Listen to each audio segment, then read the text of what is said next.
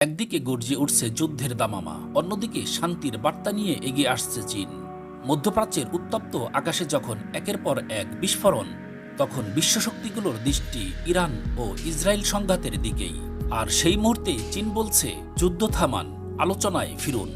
সোমবার এক আনুষ্ঠানিক বিবৃতিতে চীনের পররাষ্ট্র মন্ত্রণালয়ের মুখপাত্র গোয়া জিয়াকুন বলেন, আমরা সব পক্ষকেই আহ্বান জানাচ্ছি, আপনারা দয়া করে উত্তেজনা প্রশমন করুন, কারণ এই আগুন আরও বড় বিপর্যয় ডেকে আনতে পারে। সংলাপই হতে পারে একমাত্র পথ, যা এই সংঘাতের অবসান ঘটাতে পারে। চীনের পক্ষ থেকে আগের দিন রোববার জানানো হয়েছিল, তারা চায় উত্তপ্ত পরিস্থিতির শান্তিপূর্ণ সমাধান। কিন্তু সেই বার্তা পৌঁছানোর আগেই যুদ্ধের ক্ষতচিহ্ন ছড়িয়ে পড়তে শুরু করেছে ইরানের বুকে। ইসরায়েলি সেনাবাহিনী এক ঘোষণায় জানায়, তারা এখন তেহরান সহ পশ্চিম ইরানের আকাশসীমায় পূর্ণ নিয়ন্ত্রণ প্রতিষ্ঠা করেছে। সেনাবাহিনীর মুখপাত্র ব্রিগেডিয়ার জেনারেল এফি ডেফরিন টেলিভিশনে স্পষ্টভাবে বলেন, আমরা এখন তেহরানের আকাশেও আধিপত্য প্রতিষ্ঠিত করেছি। ইরানের যে কোনো জায়গায় আমরা আঘাত হানতে পারি। এই মন্তব্যের কিছুক্ষণের মধ্যেই ইরানের পশ্চিমাঞ্চলে শুরু হয় নতুন করে হামলা।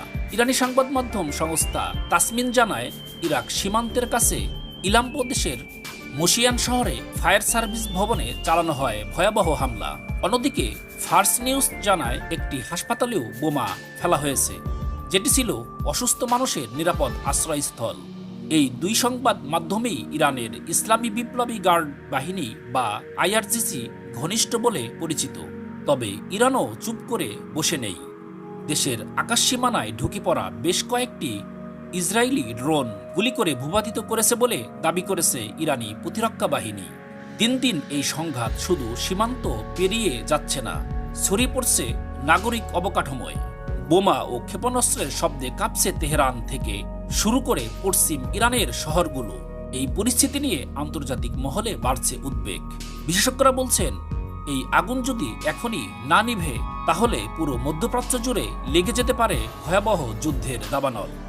চীন যে শান্তির আহ্বান জানিয়েছে, তা কতটা কাজে লাগবে সেটি এখন সবচেয়ে বড় প্রশ্ন।